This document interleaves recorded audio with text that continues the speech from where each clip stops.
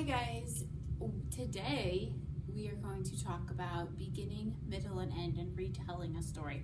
So I have the book Big Mamas by Donald Cruz that we're going to read, and we're just going to read through and work on remembering what happened at the beginning of the story, what happened in the middle, and what happened at the end. We want to make sure that we remember details, not just quick facts. We want to make sure we're remembering the details that happen in the story in the correct order. So I'm going to show you how this would work, and then you're going to try it on your own a little bit. Big Mamas by Donald Cruz.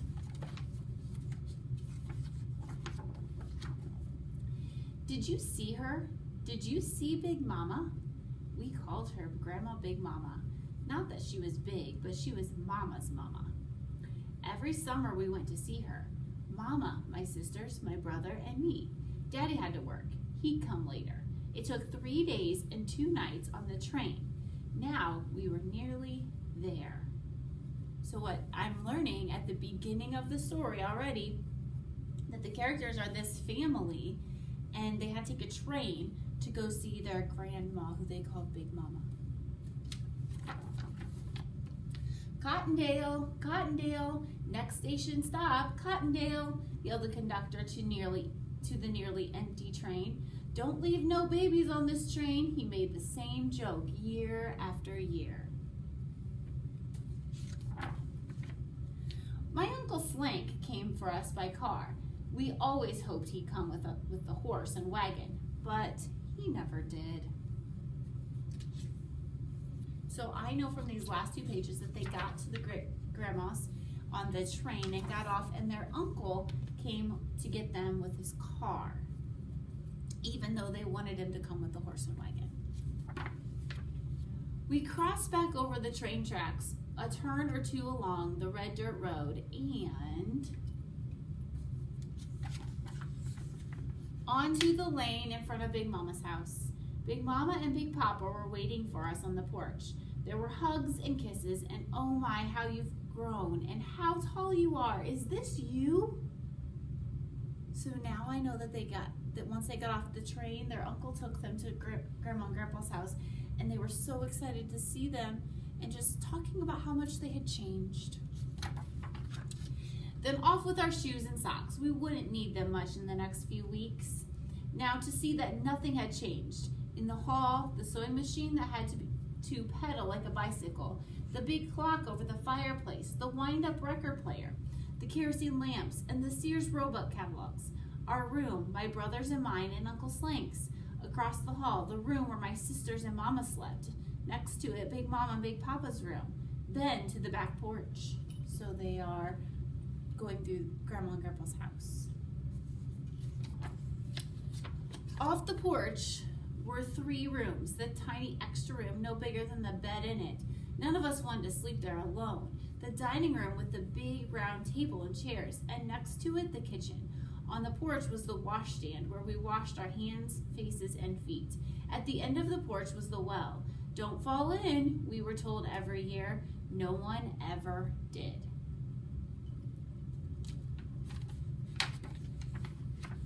We stood on tiptoe to watch the bucket go down and fill with water so that we could have a drink from the dipper that hung nearby.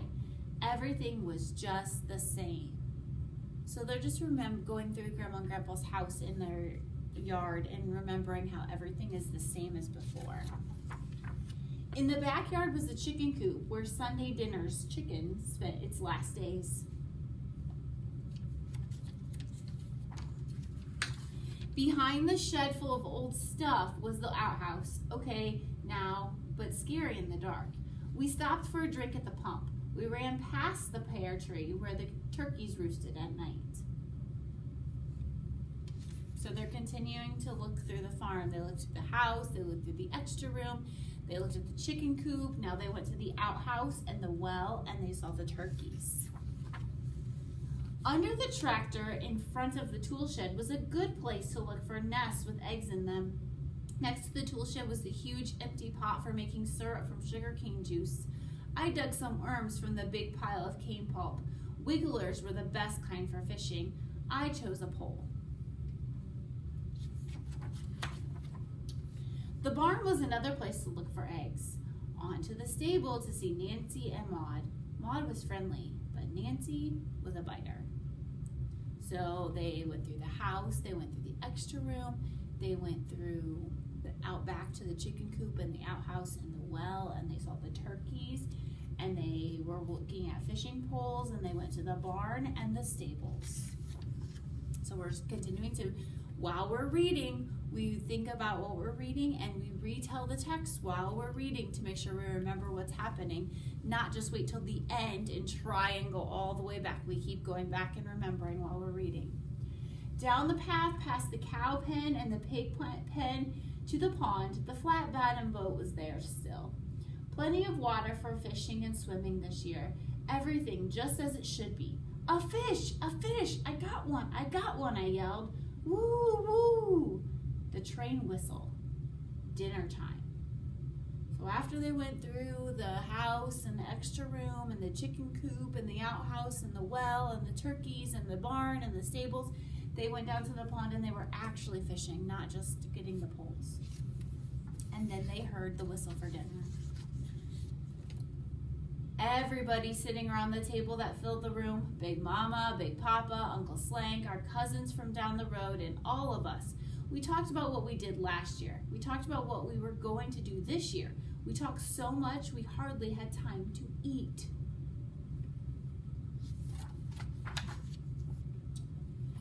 The night was jet black except for millions of stars. We could hardly sleep thinking about things to come. Some nights, even now, I think that I might wake up in the morning and be at Big Mama's with the whole summer ahead of me. Oh, so we got to the end, and this wasn't a story about what was happening right now. This was a story about the guy who was remembering when he was a kid. So he was retelling already what happened at Big Mama's house when he was a kid in the summer. So what I want you to do now is I want you to think about what happened in Big Mama's house. What happened at the beginning? What were all the things they saw in the middle of the story? And then what happened at the end of the story? Why don't you go ahead and think about that and then record yourself and post it on for your teacher to see. Have a great day.